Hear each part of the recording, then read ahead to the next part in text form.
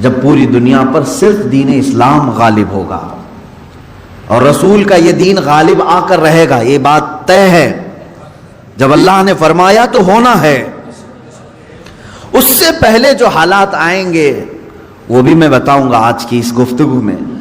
رسول پاک صلی اللہ تعالی علیہ وسلم سے ہی پوچھ لیتے ہیں کہ آقا، آپ کا لایا ہوا یہ دین پوری دنیا کے چپے چپے میں کب پھیلے گا، کب ہر انسان دائرہ اسلام میں رہے گا؟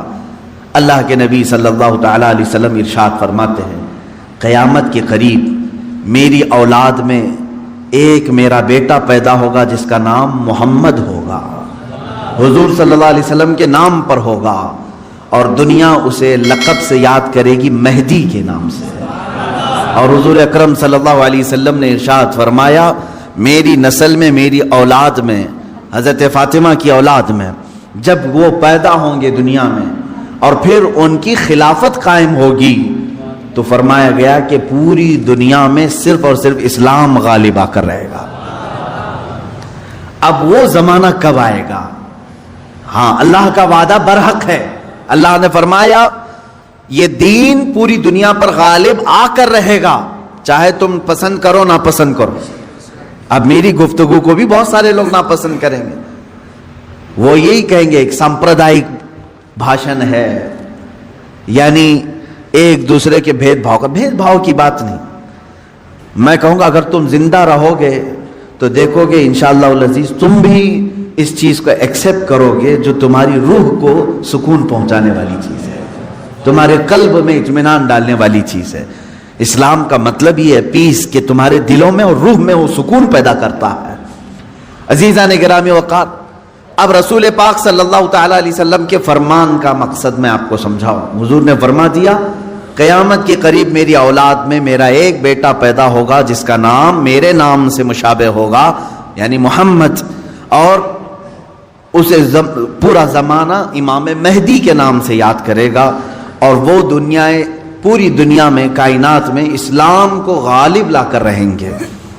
اسی زمانے میں عیسیٰ علیہ السلام کا نزول بھی ہوگا۔ حضرت عیسیٰ علیہ السلام آسمانوں پر آج بھی باحیات ہیں، یہ ہمارا عقیدہ ہے سارے مسلمانوں کا۔ امام مہدی کے زمانے میں عیسیٰ علیہ السلام اتریں گے۔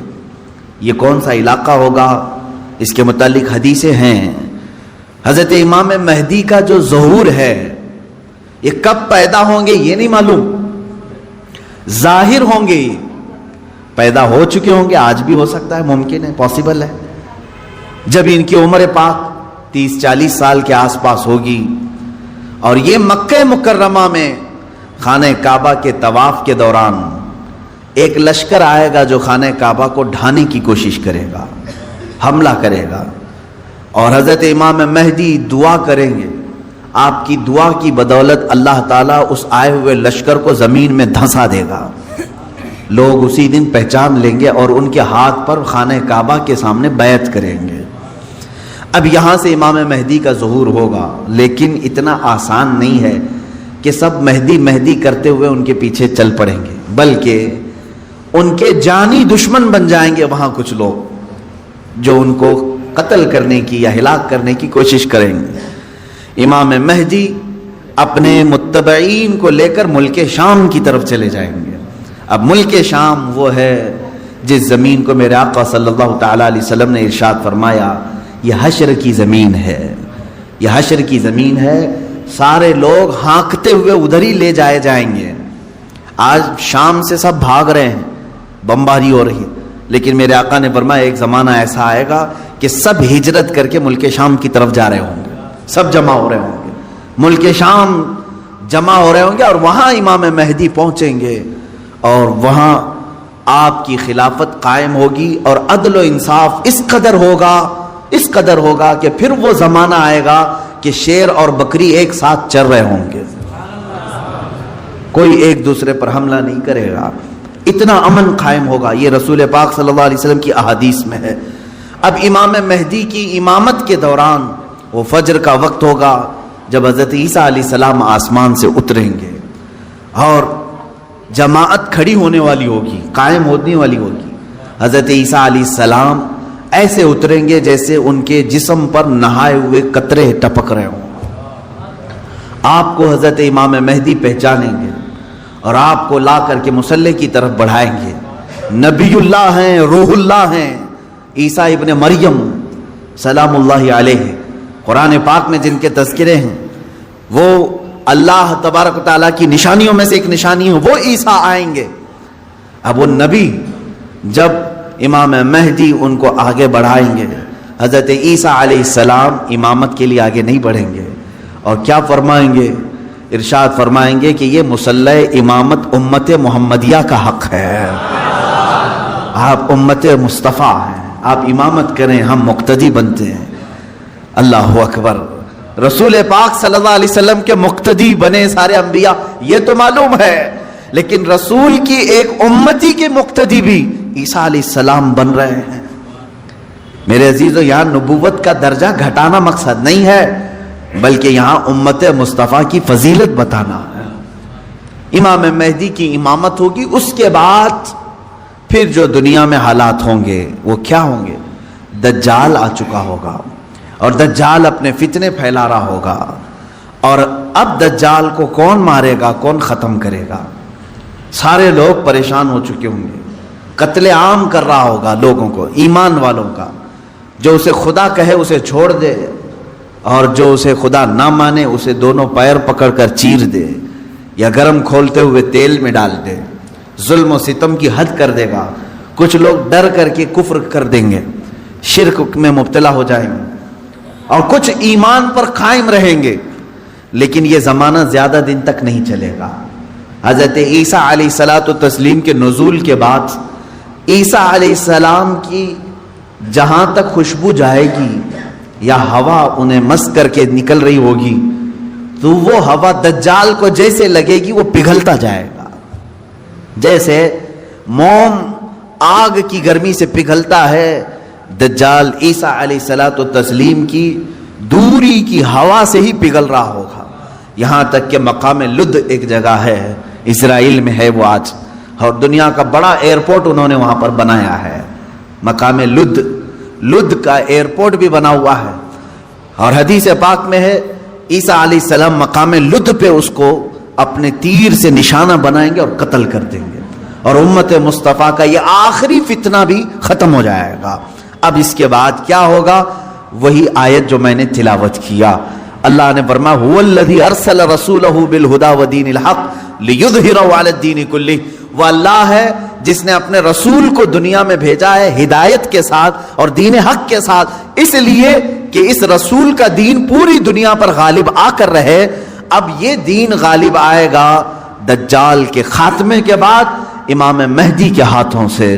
ہر ملک یا ہر سلطنت جہاں کہیں تخت ہوگا وہاں پرچم صرف اسلام کا لہرا رہا ہوگا.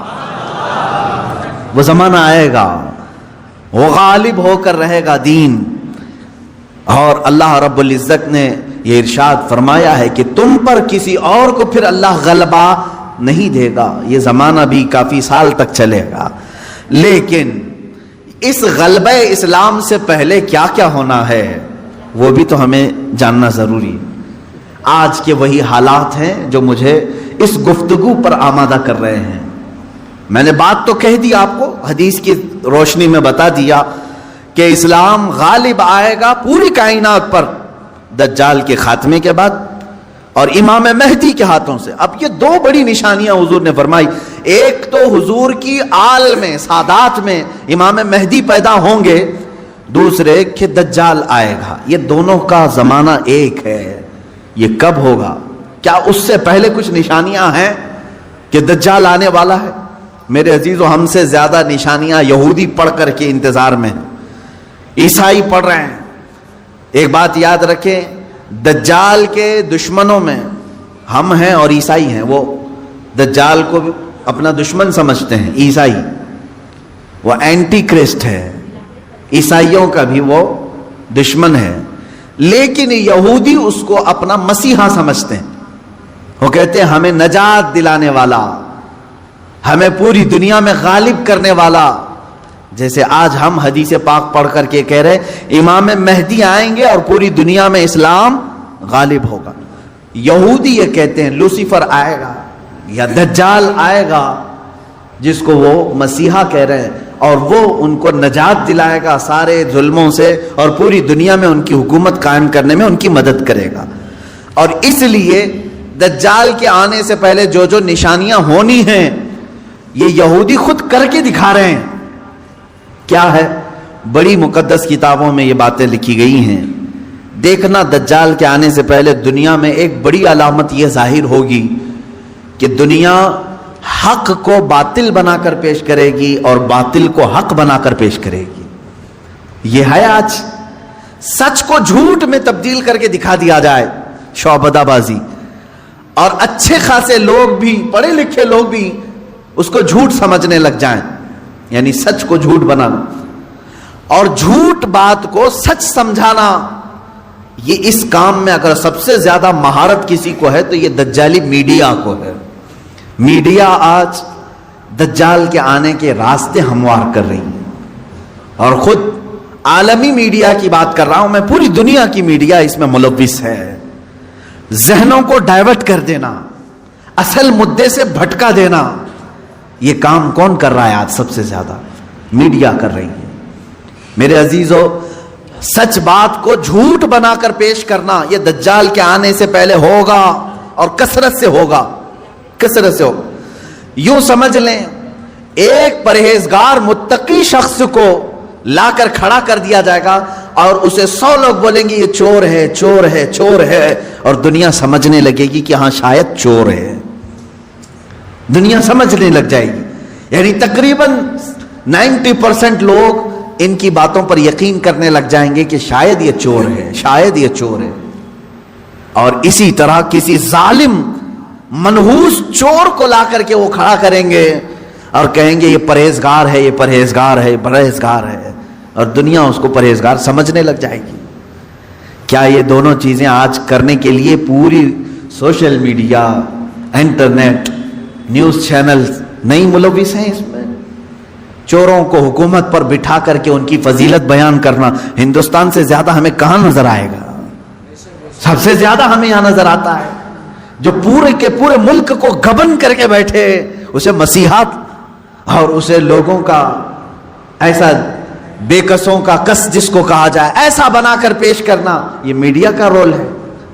عزیزان گرامی وقار، پورے ذہنوں کو ڈائیورٹ کیا جائے گا اور تقریباً یہ جادو کی طرح اثر کر جائے گا لوگوں پر۔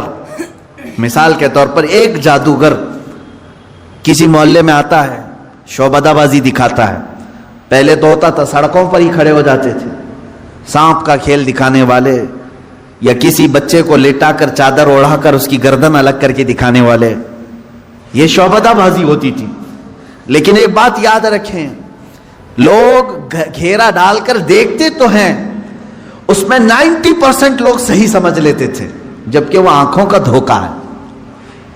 بہت ساری چیزیں اتنے شارپ طریقے سے وہ جادوگر کر کے دکھاتا ہے کہ تمہاری آنکھوں کو دھوکہ ہوتا ہے۔ لیکن میرے عزیزوں، اسی مجمع میں 5 یا 10% ایسے لوگ بھی ہوتے ہیں جو اس کے ان کاموں پر یقین نہیں کرتے۔ ہے ہر زمانے میں جہاں پر بھی جو جادو دکھا رہا ہے اس کے مجمع میں پورے 100% لوگ یقین کرنے والے نہیں ہوتے، چند لوگوں کے دلوں میں شک ہوتا ہے کچھ تو اس نے گڑبڑ کیا ہے۔ اب یہ وہ لوگ ہوتے ہیں جن کی عقل سلیم ہوتی ہے اور دل پاک ہوتا ہے، ان کے اوپر جلدی جادو اثر نہیں کرتا۔ اسی طرح میرے عزیزو، آج کے زمانے میں یہ جو دجالی نظام قائم ہے اس کا اثر بھی بھولے بھالے لوگوں میں تقریباً ہو جاتا ہے، لیکن سلیم فطرت والے جو عقل سلیم رکھتے ہیں ان پر ان کا جادو اثر نہیں کرے گا۔ اب آپ سب کو میں پہلے سے آگاہ کر رہا ہوں، اپنے ذہن کو، اپنے عقل کو سلیم بنا کر کے رکھو۔ یہ کیسے رہے گا؟ اللہ کی باتوں پر یقین رکھو، اور اس کے علاوہ جو بھی کہے گا، اللہ اس کے رسول کے علاوہ جو بھی کہے گا وہ سچ بھی ہو سکتا ہے، جھوٹ بھی ہو سکتا ہے، مگر میرے مولا کے قول میں جھوٹ کی طرف شائبہ بھی نہیں، سچ ہی ہوگا۔ جب تمہارے ذہنوں میں یہ بات آئے گی تو پھر تم دنیا کو 100% ایمان لانے والے، یقین کرنے والے نہیں رہیں گے۔ آج دیکھ رہے ہیں آپ، میں مسلسل پچھلے 1 ہفتے سے دیکھ رہا ہوں، فرانس میں جو گستاخی ہوئی اور اس کے پاداش میں جو کچھ بھی حالات ہوئے سب کو معلوم ہے. فرانس میں جو کچھ ہوا اس پر ڈیبیٹ انڈیا میں بھی چل رہا ہے. ہندوستان کے ہر نیوز اینکر اس کو لے کر کے گرما گرم بحث کر رہے ہیں, اور کچھ ایسے لوگوں کو لا کر بٹھایا جاتا ہے, مجھے ان کے بارے میں معلوم نہیں, وہ پیڈ ہوتے ہیں یا بکے ہوئے ہوتے ہیں, یا ان کو اسکرپٹ یعنی سکھائی جاتی ہیں, لکھ کر کے دیے جاتے, پتہ نہیں کون لوگ بیٹھتے ہیں. آپ کو عام لوگ ہیں آپ, مجھے معلوم ہے, لیکن میں آپ کے سامنے گفتگو کر رہا ہوں. سنیے, ایک اسکول کا ٹیچر بلیک بورڈ پر کارٹون بناتا ہے رسول پاک صلی اللہ علیہ وسلم کا. اس کی شکایت بھی ہوتی رہی لیکن وہ باز نہیں آیا, اور اسی علاقے کا کوئی ایک نوجوان اس سے برداشت نہیں ہوا, اس نے جا کر کے اس کا سر قلم کر دیا. یہ ہے, معلوم ہے آپ کو, یہ رپورٹ ہے, آپ کو معلوم ہے. اس نے سر قلم کر دیا, وہ اس کا اپنا پرسنلی معاملہ تھا, عبداللہ شیشانی جو بھی ہے. اب اس کو کیا چھوڑ دیا, لوگوں نے چھوڑ دیا عبداللہ کو, بلکہ اسی وقت گولیوں سے بھون دیا فرانس کی پولیس نے, ختم کر دیا. دونوں ختم ہو گئے, جن کے دونوں کے معاملات تھے وہ چلے گئے. اب میں ایک جملہ کہتا ہوں, تمہارے نزدیک عبداللہ شیشانی ٹیررسٹ ہے, یعنی اس نے سر قلم کیا اس لیے یہ ٹیررسٹ ہے. ہمارے نزدیک رسول کا خاکہ بنانے والا سب سے بڑا ٹیررسٹ, ظاہر سی بات ہے. اب فیصلہ یہی ہوگا, تمہارے نظر میں جو ٹیررسٹ تھا اس نے اس کو قتل کیا جو ہمارے نظر میں ٹیررسٹ تھا. بہرحال یہ معاملہ ہو گیا یا ختم ہو گئی بات. لیکن میرے عزیزو, اس واقعے کے بعد فرانس کی حکومت کو کسی ایک کی طرفداری کر کے گورنمنٹ بلڈنگوں پر حضور پاک صلی اللہ علیہ وسلم کے خاکے لگانے کا کیا مقصد تھا؟ حکومت کسی ایک ویکتی کے, ایک پرسنل شخص کی حمایت کرتے ہوئے اور گورنمنٹ کی بلڈنگ پر بڑی سائز میں حضور پاک صلی اللہ علیہ وسلم کی تصویر لگا رہی, یعنی کارٹون بنا کر کے. کارٹون در حقیقت یہ گالی کی صورت ہے, آدمی صاف گالی نہیں دے سکتا تو اس کی صورت بگاڑ کر کے کہیں لکھ جائے, حضور پاک صلی اللہ علیہ وسلم کو انہوں نے کیا. اب پوری دنیا بھر کے مسلمانوں میں جو غصہ ہے میرے عزیزو, یہ قتل جو ہو چکا تھا وہ 8 دن پہلے ہو گیا, 10 دن پہلے ہو گیا, معاملہ ختم ہو گیا. اس قتل پر کسی نے احتجاج نہیں کیا, کہیں ہے کسی پروٹیسٹ نہیں ہوا. پوری دنیا بھر کے مسلمان جو راستوں پر آئے یا پروٹیسٹ کیے, کس کے متعلق؟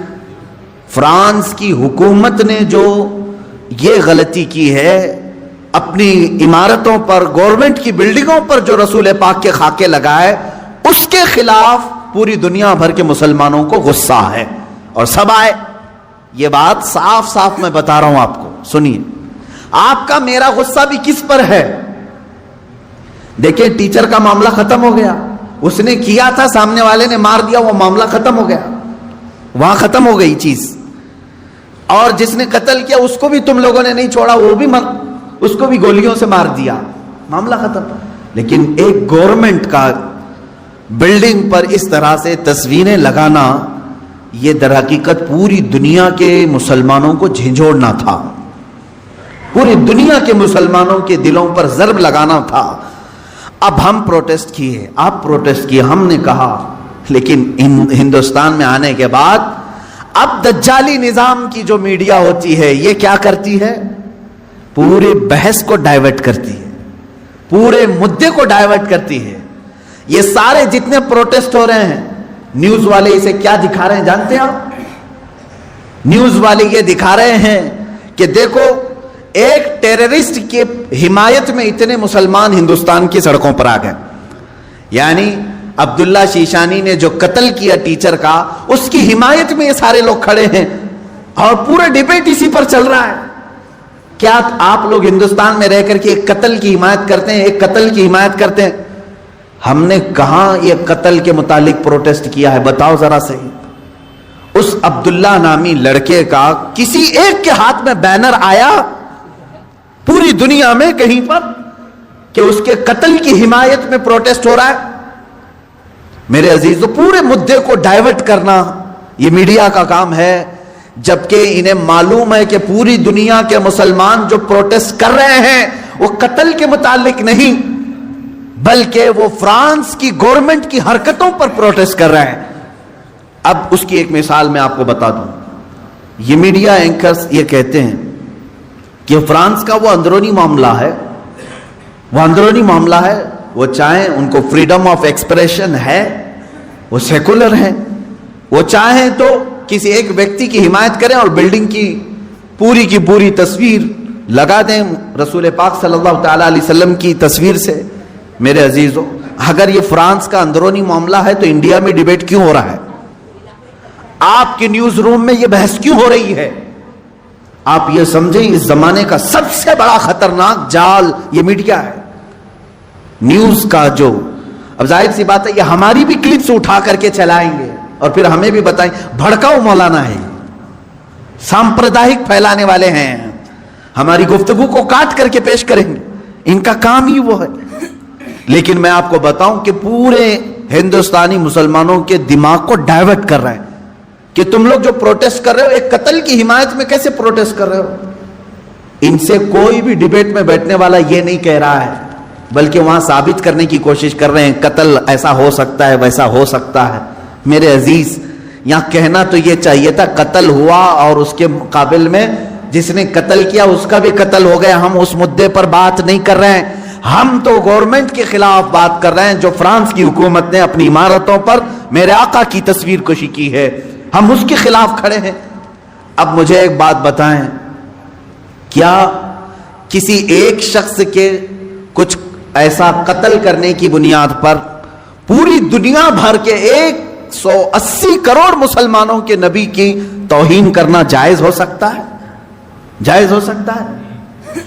مجھے یہ بتاؤ کہ اگر کسی ایک ہندو نے ٹیرر اٹیک کیا کسی پر تو کیا کروڑوں ہندوؤں کے بھگوان کی تصویر لگا کر کے اس کی مذمت کی جا سکتی ہے؟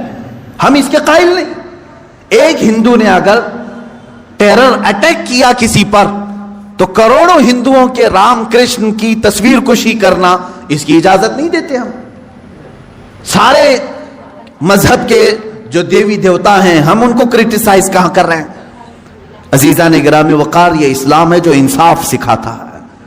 اگر کسی ایک کے ساتھ کچھ معاملہ ہوا ہے تو اس کے پورے گھر کو لے کر کے نہ گرفتار کرو، اس کے پورے دین پر انگلی نہ اٹھاؤ۔ آج یہی دنیا میں ہو رہا ہے، اور پوری دنیا میں مجھے تو یہ سمجھ میں نہیں آتا ان پر کیس کیوں نہیں ہوتا، یہ میڈیا اینکرز پر۔ یہ سیدھے یہ جملہ بار بار کہتے ہیں اسلامک آتنکواد نے حملہ کیا، اسلامک آتنکواد نے حملہ کیا۔ جانتے ہیں آپ، کبھی ان لوگوں نے نیوزی لینڈ میں ہونے والے اس حملے کو عیسائی آتنکوادی کہا تھا جو ایک ظالم وحشی نے بندوق سے 60-70 مسلمانوں کو جو نماز میں تھے قتل کر دیا، شوٹ کر دیا؟ کیا آپ کو نہیں معلوم اس وقت یہ میڈیا والوں نے کیا عیسائی آتنکواد کہا تھا، کرسچن ٹیررزم کہا تھا؟ کیا ہندوؤں میں سے کوئی ایسا اٹیک نہیں کیا آج تک؟ میرے عزیزو، یہاں ہندوستان میں تو تاریخ بھری پڑی ہوئی ہے۔ عبداللہ شیشانی جو تھا اس کو برداشت نہیں ہوا، اس نے سامنے والے پر حملہ کر دیا۔ کس لیے؟ اس لیے کہ اس کے نبی کی توہین تم سامنے کر رہے تھے۔ نبی تو بہت دور کی بات ہے میرے سے۔ یہاں حالات انسان کیسے ہیں، ہمارے ماں باپ پر بھی اگر کوئی گالی گلوچ کرتا ہے تو ہم خاموش کہاں بیٹھتے ہیں؟ کوئی خاموش بیٹھتا ہے؟ اٹھاتا ہے، مارتا ہے۔ تو انسان کی یہ فطرت ہے۔ لیکن اس سے بڑی آتنکوادی میں یہاں تمہیں بتاؤں جو موب لنچنگ کی شکل میں چل رہی ہے، اس کو کوئی آتنکوادی نہیں کہتا۔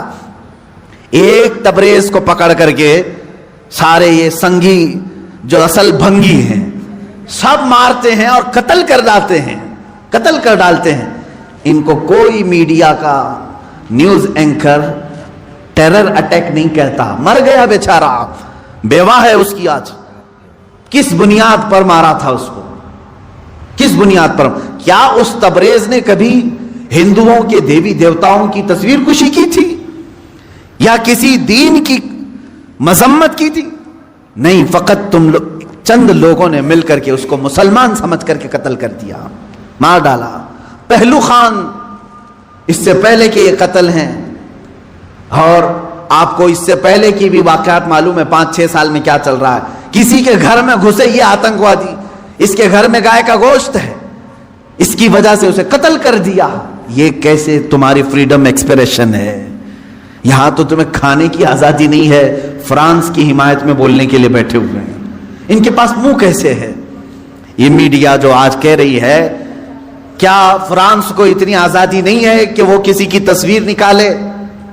میں کہتا ہوں تم پہلے اپنی آزادی کو دیکھ لو، پہلے اپنی آزادی کو دیکھ لو۔ آج سے تقریباً 15 سال پہلے ایک بوڑھے شخص کو ہندوستان سے نکال باہر کیا تھا تم نے بھی، ایم حسین کو، معلوم ہوگا اس نے کچھ دیوی دیوتاؤں کی تصویر نکالی تھی، وہ بھی 90 کی دہائی میں، 92 میں یا 93 میں۔ اس کو 10-12 سال کے بعد اٹھا کر کے جلا وطن کر دیا، وہ قطر میں جا کر کے ختم ہوا۔ یہاں تم برداشت نہیں کر پاتے اور فرانس کے متعلق ڈیبیٹ کرنے بیٹھے ہوئے ہیں کہ مسلمان کیوں نہیں برداشت کر رہے ہیں، کیوں اتنے بھاؤک ہو جاتے ہیں۔ ان کے نبی کے بارے میں اگر کوئی کہتا ہے تو اتنی زیادہ بھاؤک نہیں ہونی چاہیے۔ میرے عزیز، تمہیں معلوم نہیں تم اپنے دیوی دیوتاؤں سے کیسی محبت کرتے ہو، یہ ہمیں معلوم نہیں، لیکن ہم اپنے نبی سے اپنی جان سے زیادہ محبت کرتے ہیں۔ تم قتل کر لو، تم ٹکڑے کر لو، ہمارے بہت سارے ٹکڑے ہو چکے ہیں، آج ہم ان کے متعلق کھڑے بھی نہیں ہو پا رہے ہیں۔ شام جل گیا ہے، یمن برباد ہو گیا ہے، عراق تباہ ہو گیا ہے۔ کون ہے دنیا میں جو پروٹیسٹ کرتے ہوئے آگے آ رہا ہے؟ کون ہے؟ اس لیے کہ ہم اپنے ٹکڑے تو برداشت کرتے ہیں، نبی کی شان میں ادنا توہین برداشت نہیں کر سکتے۔ یہ ہماری جان سے زیادہ کا معاملہ ہے۔ آپ یہ سمجھتے ہیں فریڈم آف ایکسپریشن ہونا چاہیے، یعنی آزادی اظہار رائے اس کو کہتے ہیں، اپنی رائے کے اظہار کرنے کی آزادی۔ دے کر کے دکھاؤ، یہاں ہم پر کیس کر دیں گے، آپ نے ایسی باتیں کیوں کی۔ میں آپ سے پوچھتا ہوں کیا مجھے فریڈم آف ایکسپریشن نہیں ہے؟ فریڈم آف سپیچ نہیں ہے؟ ہمیں گفتگو کرنے کی ہمارے پاس یہاں پر کسی کو آزادی نہیں۔ کتنے تو رپورٹروں کو ان لوگوں نے جیل میں بھیج دیا ہے حق بات بتانے کی وجہ سے۔ ابھی کل یا پرسوں ایک کتے کو گرفتار کیا ہے تو پورے کے پورے لوگ راستوں پر کھڑے ہو گئے۔ نہیں، یہ فریڈم آف ایکسپریشن کے خلاف ہے، اس لیے کہ ہمارا پالا ہوا تھا، تم نے کیسے پکڑ لیا؟ ہمارا پالا ہوا تھا۔ اصل میں بات یہ ہے کہ ایک اسٹیٹ کی میونسپلٹی نے یا پولیس نے یہ سمجھا کہ آوارہ کتا ہے اور گرفتار کر لیا۔ ہوا ایسی ہی، ادھر ادھر پھرنے والے کتوں کو میونسپلٹی گرفتار کرتی ہے، لیکن شاید میونسپلٹی کو معلوم نہیں تھا اس کے گلے میں پٹا تھا کسی کا، وہ پالا ہوا تھا۔ اس کی وجہ سے اب مالک راستے پر آ گئے کہ ہمارا کتا گرفتار ہو گیا ہے۔ لیکن میرے عزیزوں، یہ ڈبل رول آپ کو معلوم نہیں۔ آپ ایک دوسرے اسٹیٹ میں جائیں، تحقیق کریں، آپ کو معلوم ہوگا صرف 4 سال کے اندر 10 یا 12 ایسے نیوز اینکر ہیں جنہوں نے صحیح بات بتائی تو ان پر کیس ٹھوک دیا اور انہیں اندر بھیج دیا ہے۔ وہاں کہاں ہے فریڈم آف ایکسپریشن؟ یہ جو دنیا میں چل رہا ہے، اس جال کو سمجھو، یہ دجال کے آنے سے پہلے کا جال ہے۔ آپ سے صرف اور صرف میں ایک ہی گزارش کروں گا، اور میری بات سننے والوں سے میری اپیل ہے، ایک اپیل ہے کہ آج اللہ رب العزت نے تمہیں عقل سلیم عطا کیا ہے، جو کچھ یہ جادو دکھا رہے ہیں اس پر 1% بھی یقین مت کرنا، یقین مت کرنا۔ اس جال سے اپنے آپ کو باہر کر لو۔ جو ٹی آر پی کے چکر میں پورے گھوٹالے کر رہے ہیں ان سے تم باز آ جاؤ، نکل جاؤ۔ دنیا کی خبریں دیکھنے کے لیے آپ کو صرف اور صرف ان کی بکواس دیکھنا ضروری نہیں ہے۔ اب دنیا گلوبل ولیج کی شکل اختیار کر چکی ہے، ادھر نظر ہٹاؤ ادھر نظر ہٹاؤ سب تمہیں دکھ جائے گا، لیکن ان دجالی نظام کے پیروکاروں کے پیچھے نہ جائیں۔ یہ میری آج کی یہی گزارش ہے، ورنہ جادو تم پر بھی اثر کرے گا اور تم بھی وہی بولی بولو گے، تم بھی وہی بولی بولو گے۔ 4-5 سال کے اندر ان لوگوں نے ایسا ہی فیلڈ بھی بنائی، جو پہلے کٹر دشمن تھے وہ آج کٹر حامی بن گئے۔ ان کے جے جے کار کرنے لگے، یہ بھی آپ نے دیکھا ہوگا۔ تو میڈیا کا اثر دماغوں پر آنے نہ پائے، اس بات کی میں اپیل کروں گا، اس لیے کہ دجال کے آنے سے پہلے جو علامات بتائی گئی اس میں سب سے بڑی علامت یہ ہے حق کو باطل بنا کے پیش کیا جائے گا اور باطل کو حق بنا کر پیش کیا جائے گا۔ جیسے فلسطین کو بھی دیکھ لیں، فلسطین ایک چھوٹا سا ملک، یہ فرسٹ ورلڈ وار میں مسلمانوں کی آبادی پوری 4000 یہودیوں کو رہنے کے لیے شرن دیا گیا، شرن کہتے نا، پناہ دی گئی 4000 یہودیوں۔ اب یہ ان کی ہجرت شروع ہوئی 4000 سے، فلسطین جانے لگے لاکھوں کی تعداد میں پہنچ گئے۔ 1948 کے زمانے میں 1947 جو ہماری آزادی کا سال ہے، اسی کے دوسرے سال اسرائیل میں وہ جو 4000 آئے تھے اب لاکھوں کی تعداد میں جمع ہوئے، انہوں نے اعلان کر دیا کہ یہ فلسطین نہیں ہے، یہ اسرائیل ہے، یہ ہمارا ملک ہے، ہمارے باپ داداؤں کا ملک ہے، پہلے سے ہم یہیں آباد تھے۔ اب وہ دنیا کو منانے لگے، اپنی ایمبیسیاں ہر ملک میں کھولنے لگے۔ کچھ ملک اس وقت نہیں تسلیم کر رہے تھے کہ نہیں تم کنٹری نہیں ہو، تم زبردستی قبضہ کیے ہو، لیکن میڈیا نے اتنا دماغ واش کیا کہ آج عرب کی دھرتی پر بیٹھے ہوئے بادشاہ بھی یہ کہنے لگے فلسطین تھا ہی نہیں، اسرائیلی اصل ہے۔